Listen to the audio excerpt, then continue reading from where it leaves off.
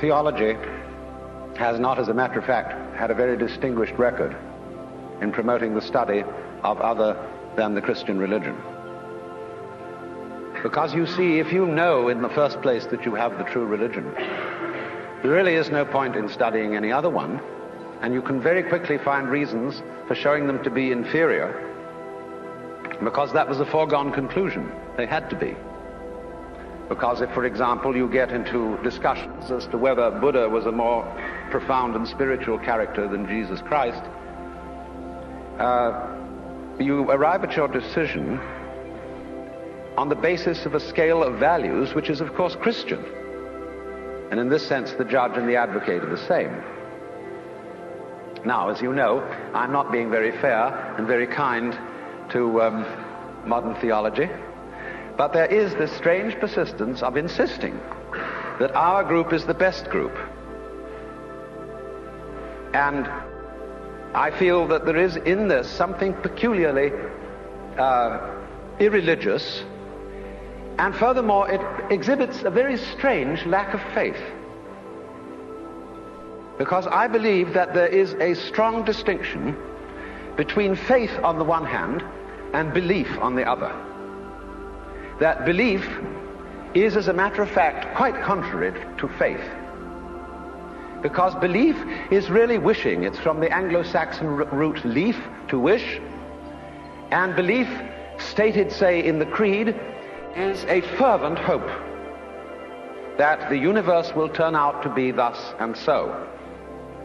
And in this sense, therefore, belief precludes the possibility of faith, because faith is openness to truth, to reality, whatever it may turn out to be. I want to know the truth. That is the attitude of faith. And therefore, to use ideas about the universe and about God as something to hang on to, in the spirit of Rock of Ages cleft for me, and there's something very rigid about a rock.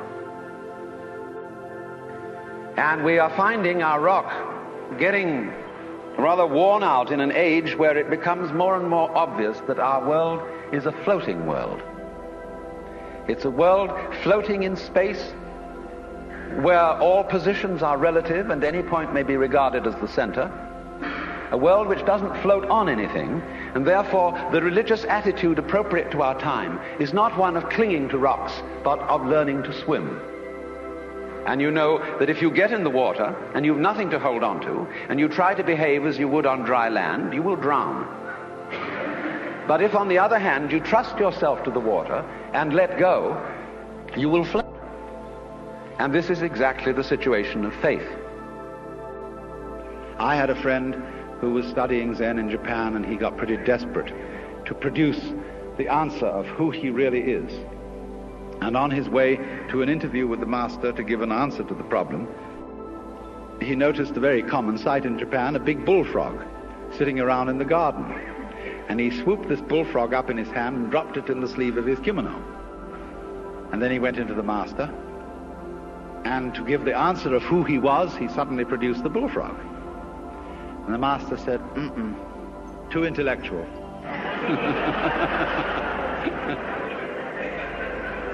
In other words, this answer is too contrived.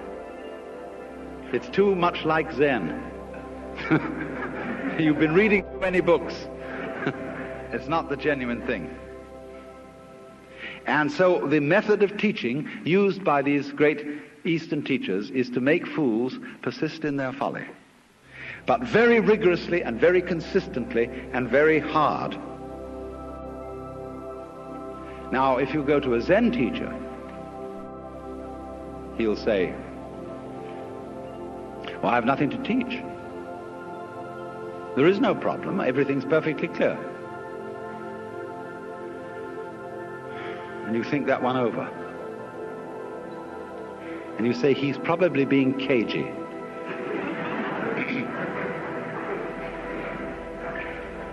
But the teacher says, quite honestly, I haven't anything to tell you. I don't teach anything. I have no doctrine. As I said to you in the beginning of this talk, I have nothing whatsoever to sell you.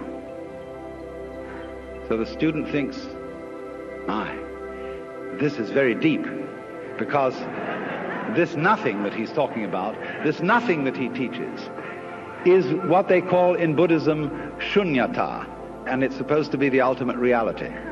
But as you know, if you know anything about these doctrines, this doesn't mean real nothingness, not kind of just nothing there at all, not just blank, but it means no thingness. It's the transcendental reality behind all separate and individual things, and that's something very deep and profound. So he knows that when the teacher said, I have nothing to teach, he meant this very esoteric no thing. Well, he might also say then, if you have nothing to teach, what are all these students doing around here?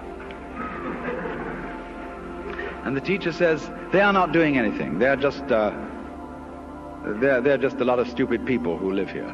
And he knows, again, you see, the stupid doesn't mean just straight stupid, but the higher stupidity of being people who are humble and don't have intellectual pride.